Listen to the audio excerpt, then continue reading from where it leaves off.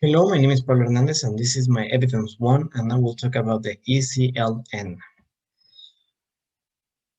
I would like to start this presentation with this phrase that I wrote myself. Even though we recognize and celebrate that Mexico is a country full of different traditions and different people, there is a long way in order to have a multicultural state, and we need to pursue it for it. A little bit of background. In 1994, specifically on January 1st, the first declaration of Selva Lacandona was published, and the Zapatista army started the campaign in the south of Mexico. This is a specific date, is very symbolic because it's uh, where Mexico entered to the TCLA, and the Zapatistas shared the following. They state here in the first declaration of the Selva Lacandona that even though they are the people who has always fought for Mexico on the first line, they're not equally recognized. They don't have the same opportunities, and they're even starving to death and dying by several curable diseases.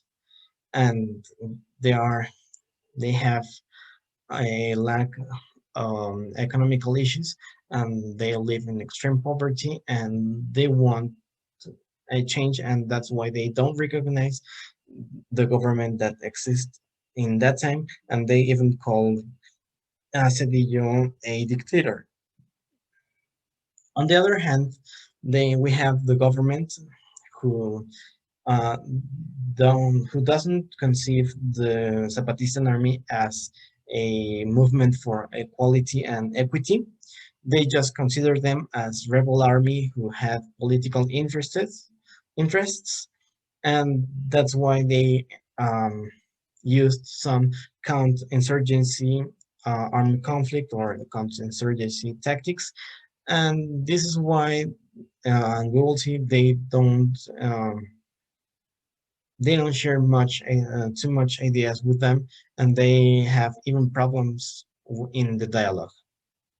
And on third, we have the international organizations that we can classify them in two groups. First, we have the international organizations who share the ideas, who we can call them transnational Zapatism, because they share the ideas all worldwide, and they expose and they announce what is happening in Mexico.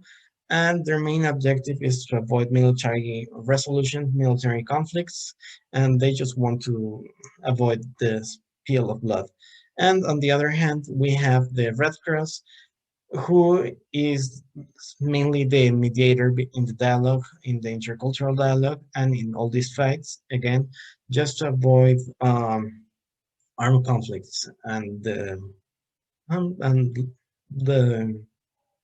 the loss of many lives in Mexico.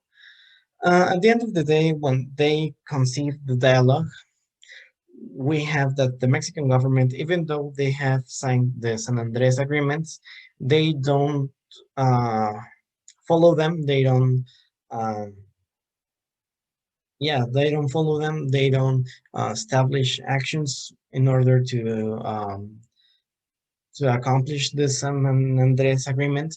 And this is why the Zapatistas start with their own self-government and self-determination ideas, and the government don't want to have these self-government and self-determination ideas flying all over the place, and they go back and forth, and this is why their uh, perception of intercultural dialogue fails, because they don't want to perceive the other one, and they just want to establish their ideas to the other one.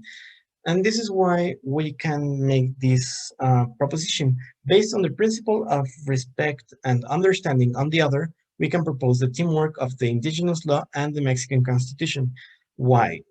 Uh, Based on the principle of maximization of self-determination of the people, if a group of people have their own strategies to enforce the law, and they still work with that and they are functional, you can still use them. And this is why you need still use the indigenous law, and in order to make it um, safe in the human rights aspect, you need to work um, hand by hand in order to pursue this type of law.